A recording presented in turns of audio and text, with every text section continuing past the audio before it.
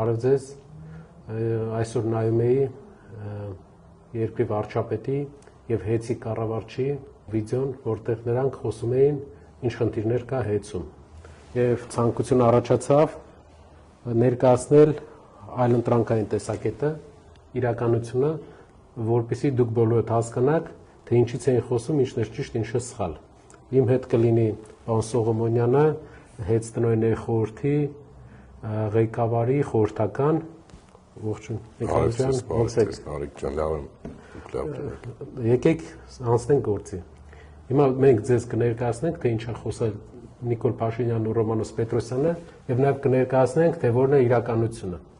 Ինչու ենք էսի անում մենք, որովհետև երբ նայում ես վիդեոն, դու սենց կասկած առաջանում մոտդ, սկսում ես կասկածել, կարող է մի բան է ինչի, ուզում եմ կետ առ կետ անցնենք, որ բոլորը տեսնենք, թե որտեղ մի բան է ինչի։ Ի սկզբանե բարձր ղեկավարության, մասնաճյուղի տնօրենների, գլխավոր տնօրեն և տեղակալների կարգավճարները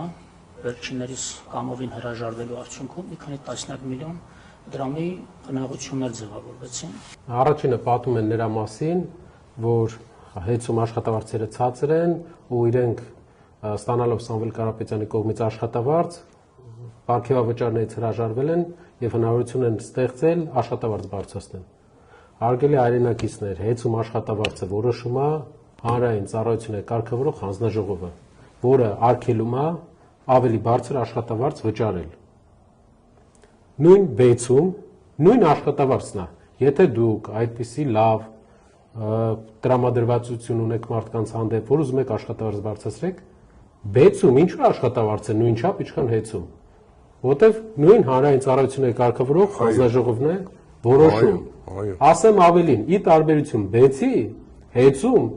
վերջի տարիների ընթացքում Սամվել Կարապետյանը իր անձնական միջոցներից 11 միլիարդ դրամ է հատկացրել ավելյալ աշխատավարձ տալու համար կամ աշխատավարձը մարդկանց բարձր պահելու համար, որը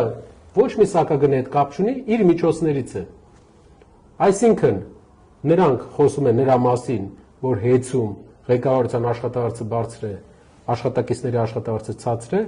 ուզում եմ ձեզ տեղակ պահել, որպեսզի հակադրություն ստեղծեն, ինչպես միշտ իրանք ղեկավարություն եւ անձնակազմ հակադրություն են ուզում ստեղծեն, ուզում եմ ձեզ տեղակ պահել, որ իրենք թող ԲԵՑ-ով զբաղվեն,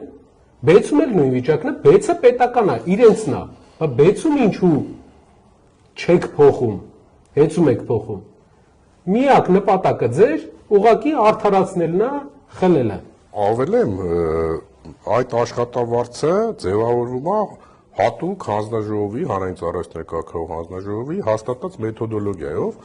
որը գիտականահենք մեթոդոլոգիա է, այսինքն ամեն անգամ այդ աշխատավարձը չի հաշվարկվում տարբեր ձևով, այդ նույն մոտեցումն է թե ԲԵՑ-ում, թե ատոմականում, թե մնացած տեղերում, որոնք որ համարում են բնական մենաշնորհի սուբյեկտ, ունեն լիցենզիա եւ գտնում են պետական հանրային ծառայությունների կարգավորող հանձնաժողովի ներքո։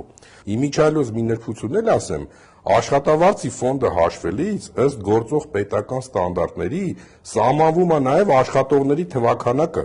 այսինքն ոչ միայն մենք ենք որոշում քանի հոգի աշխատի, հենց այդ կարգավորման տիրույթում մենք սահմանափակ ենք թե աշխատավարձի տարեկան ֆոնդով, թե աշխատողների քանակով։ Բայց չնայած դրան, Սամվել Կարապետյանը 28 միլիոն դոլար իր գրպանից վճարել է 11 միլիարդ,